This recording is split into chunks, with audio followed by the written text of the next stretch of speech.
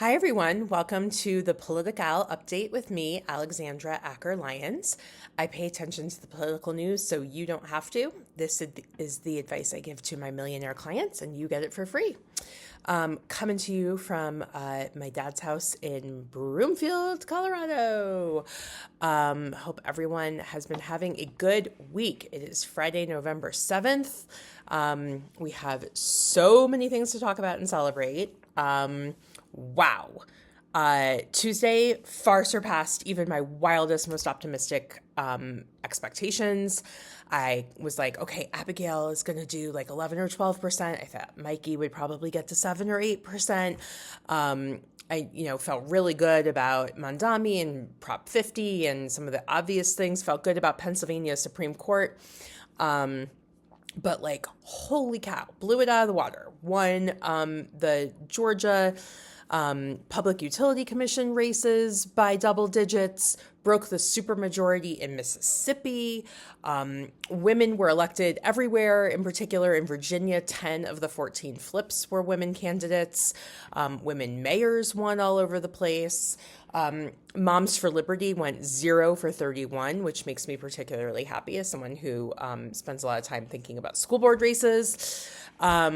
So this was just great. I am going to have some more in-depth analysis and takeaways in writing, which if you don't get my occasional Where to Give Now memos, you can go to my website, AL Advising, and find some more information about that.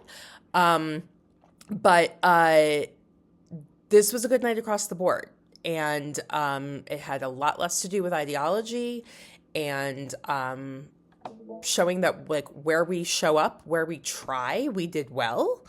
And we tried in a bunch more places. And I think that just really paid off. So yay, go team. Okay, candidate news. We have a lot of it.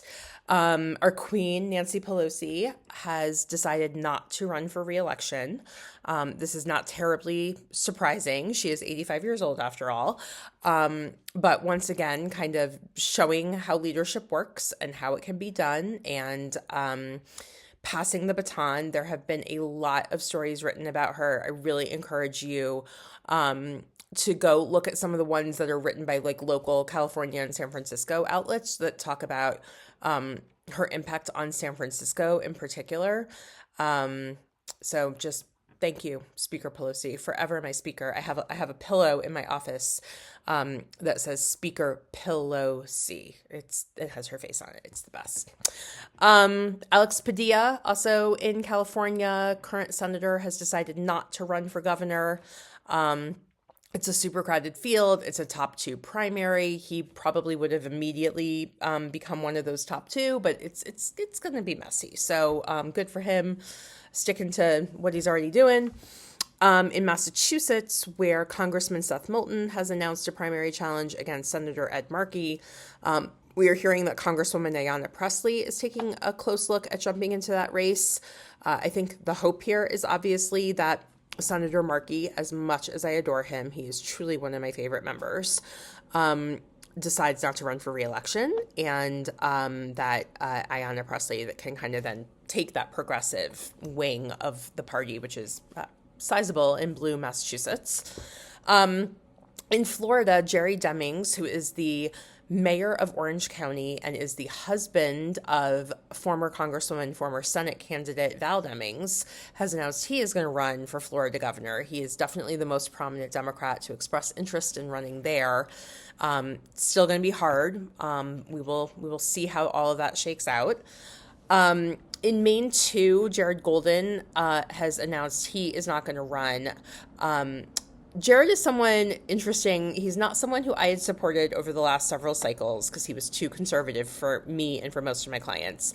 But I actually got to know him a little bit over the last couple of months. He's a really good guy, doing it for the right reasons, just has some ideological differences. And it's going to be hard to keep that seat. We have a couple of good candidates looking at it, but he's just kind of become disillusioned with Congress, and I can't say I blame him. But that's even though I don't agree with him on a lot of things, it definitely a loss. So thank you, Congressman, for your service. And we should just expect a lot of announcements in the next few weeks. We're already seeing a bunch of news come out of California about, which candidate and even which incumbent is going to run in which now redrawn district. And I just expect between now and probably kind of end of January, we'll see a huge number of candidates make announcements. We'll also probably see some retirements. People tend to kind of have those conversations with their families over the holidays. So, okay, other political news. Obviously, redistricting top of mind in a lot of places.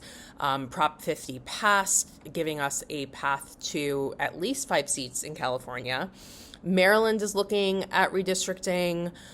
Kansas is not going to redistrict because of some incredible behind-the-scenes lobbying done by some great pro-democracy groups.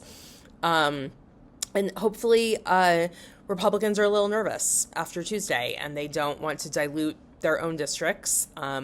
Some of the maps in Texas could really come back to haunt Republicans, seeing that Latino voters shifted really heavily back towards Democrats. So we'll keep watching it. Obviously, the shutdown is still going on, and it's not awesome, but I am glad that Democrats are making Republicans give them something for their votes and not just caving. So hang in there. The tariff case was heard at the Supreme Court on Wednesday. Spoiler alert, it seems like the conservative justices like big business more than they like Donald Trump. Not shocking. So we'll see where that case comes down. And then 2028 has begun. We saw tons and tons of 2028 hopefuls out on the campaign trail all over the country, campaigning, doing media appearances. Obviously, we'll see a lot more of that in the lead up to 2028, but I think we'll also start to see some folks begin to more assertively put themselves out there, or take a step back and kind of decide earlier on if this is something that they do or do not want to be doing. And my shout out of the week goes to campaign staffers. Yay, you did it. In particular, Virginia has been seen for cycle after cycle as a proving ground for future congressional staff, especially campaign managers and finance directors and field directors. So go get some rest, eat a salad, and then we'll put you back to work. But thank you all. It is a very hard job, and you should enjoy this victory, and we should all go buy you a beer and a salad. Thanks, everyone. Talk next week.